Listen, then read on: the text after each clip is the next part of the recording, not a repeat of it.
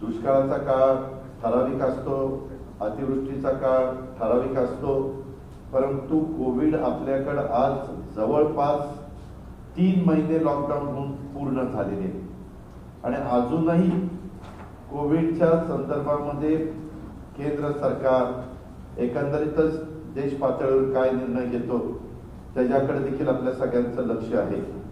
काही जण असंही सांगतायत की कदाचित जुलै ऑगस्ट हा महिना अधिक त्रासदायक ठरण्याची शक्यता आहे. लोकांनी जर स्वतःवर जी काही बंधनं घालून घेतली पाहिजे ती जर दुर्लक्षित केली तर ते संकट अधिक मोठ्या प्रमाणावर आपल्या सगळ्यांच्यावर येण्याची शक्यता देखील नाकारता येत नाही.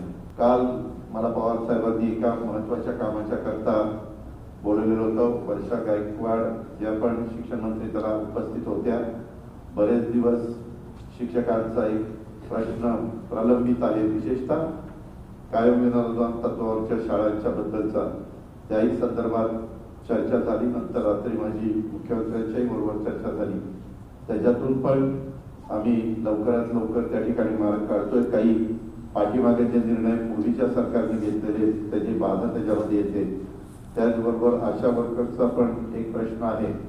मधी काहींनी मला त्याच्या संदर्भामध्ये गोष्टी उणीवा लक्षात आणून दिलेल्या आहेत, परंतु कालच साहेबांनी सांगितलं की आशा वर्करचा देखील प्रश्न महाराष्ट्र सरकारने सोडवला पाहिजे, तो प्रश्न संपवला पाहिजे. त्यांनी काहीतरी आम्ही 3 जुलै का 4 जुलै पासून संपावर जाणार आहे अशा पद्धतीचं वक्तव्य केलेलं आहे. त्या आशा वर्कर्सला पण माझी विनंती आहे की आपण तशा प्रकारे संपावर जाण्याची वेळ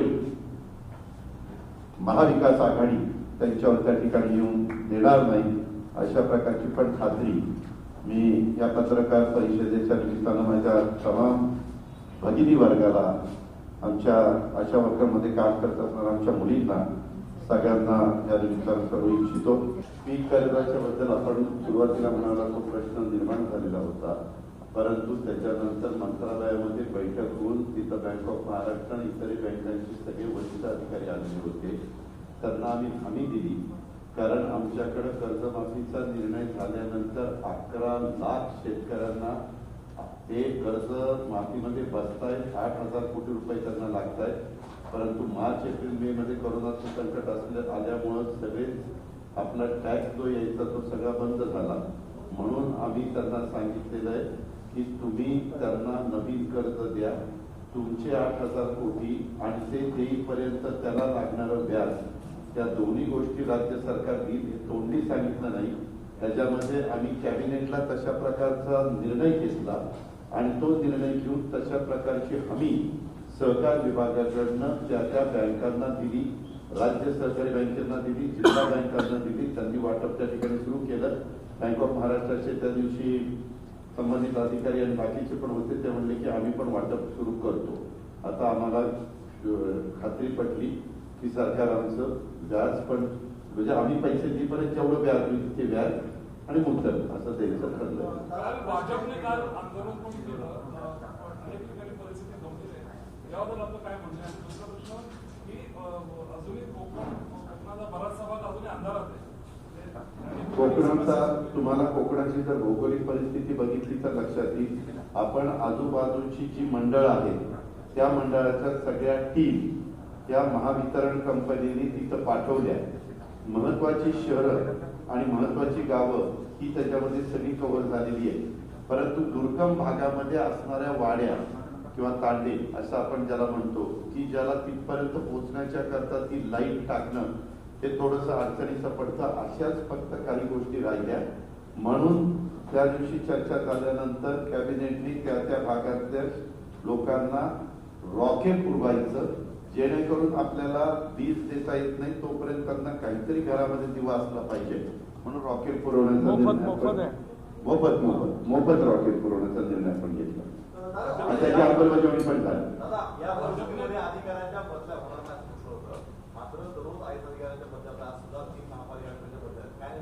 आम्ही अधिकाऱ्यांच्या बदल्या कर्मचाऱ्यांच्या बदल्या होणार नाही असं म्हटलं होतं. अधिकाऱ्यांच्या बदल्या नाही, कारण IAS ऑफिसरांच्या बदल्या काही काही ठिकाणी जर कुठली अडचण आली, समजा एखाद्याला जबाबदारी दिल्यानंतर त्या जबाबदारीचा जो रिझल्ट मिळाला पाहिजे त्या रिझल्टमध्ये कुठेतरी कमतरता असेल तर काही काही बाबतीमध्ये आपल्याला तशा प्रकारचे निर्णय घ्यावे लागले.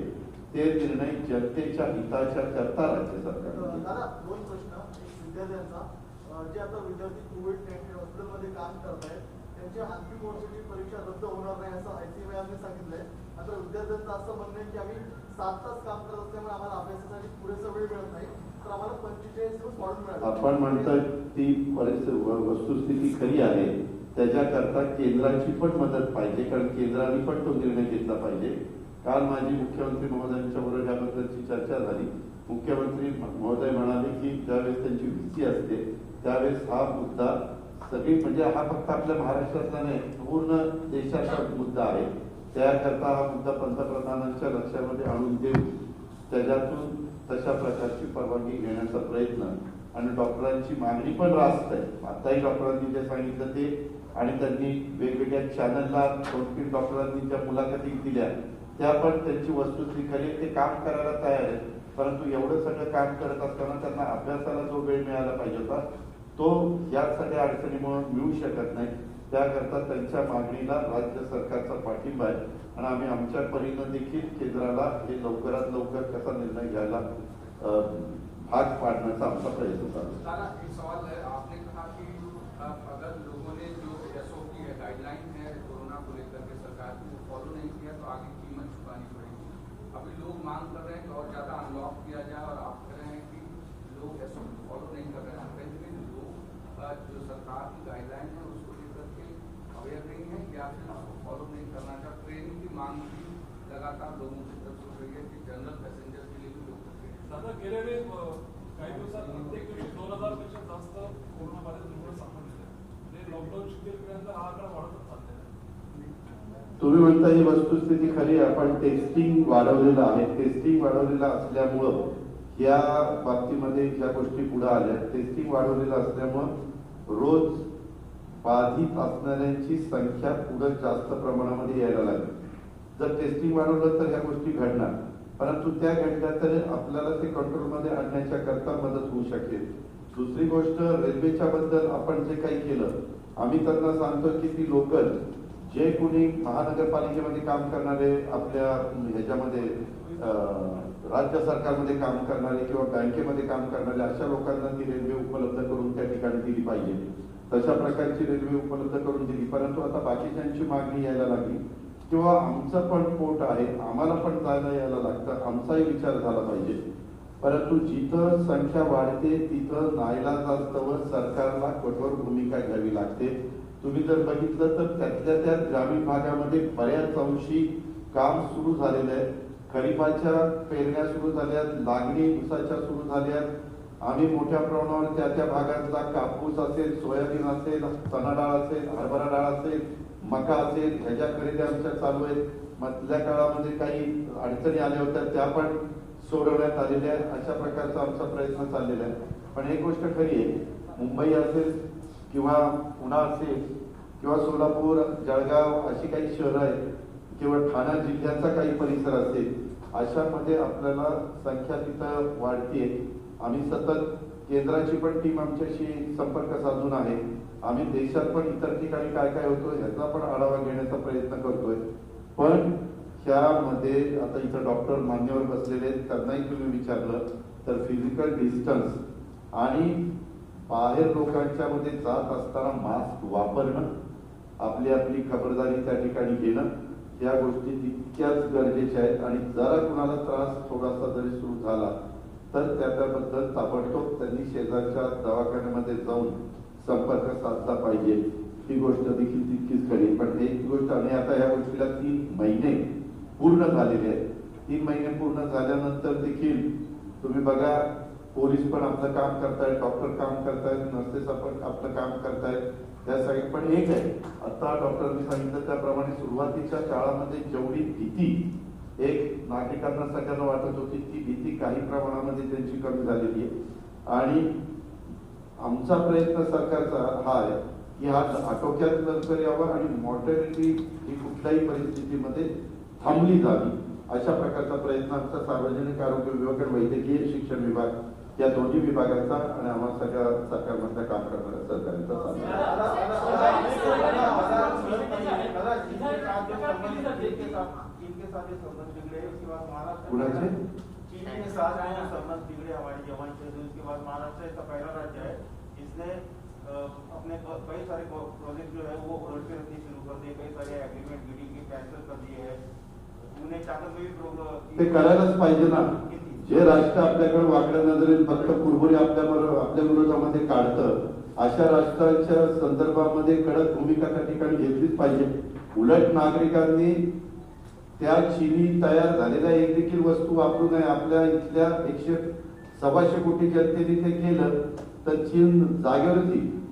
एक गोष्ट खरी, एखादी सोसायटीमध्ये बाहेरचे लोक आल्यानंतर करण्याची भीती होती, परंतु हळूहळू या गोष्टी जरा कमी व्हायला लागलेल्या आहेत आणि बरेच जण आता उद्या तुमच्या घरामध्ये देखील एखादा काम करणारी व्यक्ती असेल, मग ती धुणं भांडी करणारी महिला असेल किंवा काम करणारा मुलगा असेल म्हणजे घरगडी असेल, तर त्याच्यामध्ये आपण पण विचार करतो टेस्ट करून वगैरे या। आणि आता एक झालेलं आहे, आता केंद्र सरकारने पण त्या गोष्टीला मान्यता दिलेली आहे। आता एक नवीन टेस्टिंगचा प्रकार पुढे आलेला आहे, तो 400-450 रुपयामध्ये होतो। आता ही प्रेस संपल्यानंतर मी मंत्रालयामध्ये जाऊन व्यास आणि आपले मुखर्जी या दोघांनाही बोलून घेणार आहे आणि माझं काय थोडंसं उदरतं सीएम साहेबांशी पण या विषयावर बोलणं झालं। मधल्या काळामध्ये कसं टेस्टिंगचे 2000 रुपये काही प्रायव्हेट वाले तर आणखी वाढत होते, परंतु या सगळ्याच गोष्टी मास्क सकट सगळ्याच गोष्टी आता जरा दर कमी किती किट्स असतील, मास्क असतील, बाकीच्या सगळ्या गोष्टी असतील, त्या सगळ्या आता आटोक्यामध्ये यायला लागलेल्या आहेत, कमी व्हायला लागलेले। खूप जण त्याच्यामध्ये उतरलेले। आता नवीन औषधं पण पुढे आलेली आहेत की ज्या औषधाची किंमत पूर्वीच्या काळामध्ये 40,000, पूर्वीच्या म्हणजे सुरुवातीच्या काळामध्ये 40,000, 45,000, 50,000 रुपये एका इंजेक्शनची किंमत होती। ते परदेशातूनच आणावं लागत होतं। काही बाबतीमध्ये काही जण आणण्याचा तो प्रयत्न करत होते, परंतु आता ते इंजेक्शन तिथल्या कंपनीला आपल्याच भारतामध्ये तयार करायला परवानगी दिलेली आहे आणि त्याच्यातनं त्याची किंमत बऱ्याच अंशी कमी झालेली आहे। अशा प्रकारे जोपर्यंत लस याच्यावर मिळत नाही तोपर्यंत वेगळ्या प्रकारे काही औषधांचा वापर करून, गोळ्यांचा वापर करून हे कसं तो माणूस बाधित झाल्यानंतर, पॉझिटिव्ह झाल्यानंतर त्याच्यातनं त्याला बाहेर काढायचं, अशा प्रकारे अनेक स्तरावर प्रयत्न चाललेले आहेत आणि याचं बारकाईनं लक्ष राज्य सरकारचं, आरोग्य विभागाचं, वैद्यकीय शिक्षण विभागाचं आहे आणि त्याच्यातून आम्हाला कळालं की बाबा याला केंद्र सरकारची पण मान्यता आहे, तर ताबडतोब त्याचा अंतर्भाव करण्याचा प्रयत्न आम्ही करतो। बाबा रामदेव ने भी आज कोरोना को लेकर के दवाई किसने? बाबा रामदेव ने कोरोना को लेकर, पतंजलि ने कोरोना को लेकर दवा लॉन्च की और अभी तो सब लोग वैसे दवा लाने की कोशिश कर रहे हैं। उनका भी काम है, उन्होंने लाया है, जिनका वो दवा के ऊपर विश्वास होगा उन्होंने यूज करना चाहिए। दादा, सोयाबीन बियाण्याचं जे काही फसवणूक झाली आणि मला वाटतं उस्मानाबाद जिल्ह्यात बऱ्याच जिल्ह्यामध्ये सोयाबीन उगवणच आलेलं नाही, तर त्याविषयी काल कृषी सचिवांना डवलेंना बोलून घेतलेलं होतं। विशेषतः बीड जिल्हा असेल, त्याच्यानंतर नगर जिल्हा असेल, असे काही परभणी जिल्हा असेल, अशा काही जिल्ह्यामध्ये महाबीजचं काही बियाणं उगवलं नाही ही वस्तुस्थिती खरी आहे। आमचे कृषी मंत्री बाबा भुसे यांनी पण फील्डवर जाऊन, दादा भुसे फील्डवर जाऊन त्यांनी त्या ठिकाणी पाहणी केली आणि त्यांच्याही लक्षात आलं। कृषी विभागाच्या काय कृषी आयुक्त दिवसे आणि त्यांच्याशी बोललं तरी वस्तुस्थिती खरी आहे, त्याच्यामध्ये शेतकऱ्यांचा कुठलाही दोष नव्हता। त्याच्यामुळं ज्या कंपनीनं तशा प्रकारचं बियाणं दिलेलं आहे त्यांनी ताबडतोब त्याच्या संदर्भातलं जे काही नियमाप्रमाणे नुकसान असतं आणि नवीन बियाणं त्यांना देणं गरजेचं असतं, त्या सगळ्या गोष्टीच्या सूचना दिलेल्या आहेत आणि ह्याच्यात कुठं काही कमतरता राहिली तर राज्य सरकार त्या शेतकऱ्यांना वाऱ्यावर सोडणार नाही। राज्य सरकार त्या बाबतीमध्ये अतिशय मनापासून शेतकऱ्याला मदत करण्याची भूमिकाच घेईल आणि जो चुकीचं वागलेला आहे त्याच्यावर कठोर कारवाई करेल। कोरोना के जो मिसिंग है, एक इंक्वायरी कोई गई है मुंबई पुलिस को करने के लिए, कुछ कहना चाहेंगे आप? नहीं, क्या होता है, जो हमारे हॉस्पिटल है, हमारे यानी गवर्नमेंट के या कॉर्पोरेशन के, उस हॉस्पिटल में कुछ अगर मॉर्टेलिटी हो गई तो तुरंत उसका रिकॉर्ड अपने को मिलता है। बम्बई इतना बड़ा शहर है कि इसमें प्राइवेट जो हॉस्पिटल्स है, प्राइवेट हॉस्पिटल्स में अगर कुछ किसी का डेथ हुई तो वो भी उन्होंने कॉर्पोरेशन को तुरंत बताना चाहिए। ऐसा कभी कभी नहीं होता, तब ऐसा इशू बाहर आता है। इसकी जिम्मेदारी सबकी है, गवर्नमेंट के नाते हमारी तो है ही है, कॉर्पोरेशन की भी है, लेकिन एक आदमी के नाते हर एक की वो जिम्मेवारी है। तो इसके बारे में हमने इंक्वायरी भी लगवाई है और वो उसका एक दफा इंक्वायरी पूर्ण होने के बाद पूरा रिपोर्ट सामने आ जाएगा। काँग्रेस नेत्यांनी मतदारांशी तक्रार केली होती की या सरकारच्या निर्णय प्रक्रियेमध्ये आम्हाला सहभागी करून घेतलं जात नाही आणि काल पुन्हा शिवसेना आणि राष्ट्रवादीच्या नेत्यांची बैठक झाली, त्यामुळे काँग्रेस राष्ट्रवादीच्या नेत्यांची कोणाची शरद पवार हे तुम्ही नाही, पवार साहेब हे राष्ट्रीय नेते आहेत, सगळ्यांचेच नेते म्हणून ते काही गोष्टीवर चर्चा करतात। साहेबांची चर्चा म्हणजे काय राष्ट्रवादीची चर्चा असा त्याच्यातनं अर्थ निघत नाही। साहेब कुठेही दौऱ्यावर गेले, काही त्यांना माहिती आली तर एक राज्याचं हित म्हणूनच साहेब ते गोष्टी सांगतात। आता काल मला सह्याद्रीला बोलवलं, वर्षाला बोलवलं, एक शिक्षकांचा महत्वाचा इश्यू म्हणूनच आम्हाला त्या ठिकाणी सांगितलं। आणि तुम्ही जे पहिलं म्हणालात त्याच्यानंतर चर्चा ज्यावेळेस बाळासाहेब थोरात, अशोकराव चव्हाण आणि उद्धवजी ठाकरे मुख्यमंत्री यांची झाली, त्यावेळेस त्या दोघांनी बाहेर आल्यावर स्टेटमेंट केलं की आमचं समाधान झालेलं आहे, प्रश्न संपलेला आहे।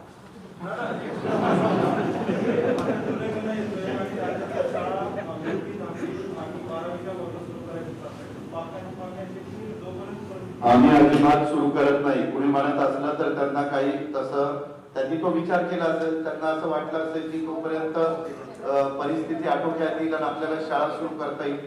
जोपर्यंत राज्य सरकारला या सगळ्या कोरोनाच्या बाबतीमध्ये खात्री पटत नाही, तोपर्यंत कोणत्याही आमच्या राज्यातल्या विद्यार्थ्यांना किंवा विद्यार्थिनींना त्या पालकाच्या पाल्याला कुठली अडचण येऊन दिली जाणार नाही।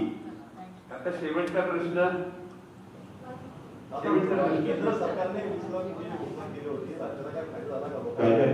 केंद्राने जी घोषणा केलेली होती 20 लाख कोटीचं पॅकेज, त्याचा राज्याला किंवा काही लोकांना फायदा? आपण थोडंसं शांतपणे 20 लाख वर काही हजार कोटीचं जे पॅकेज दिलेलं आहे त्याच्यातले किती रुपये आता लक्ष्मण माने माजी आमदार साहेबांनी सांगितलं किंवा मगाशी कौशे साहेबांनी सांगितलं, अशा काही काही डॉक्टरांनी सांगितलं, त्यांच्या म्हणणं मान्यच आहे। त्याच्यामध्ये सहानुभूतीपूर्वक विचार केंद्राने पण केला पाहिजे, राज्य सरकारने पण केला पाहिजे। राज्य सरकारच्या ताब्यामध्ये नोटा छापण्याचा अधिकार नाहीये।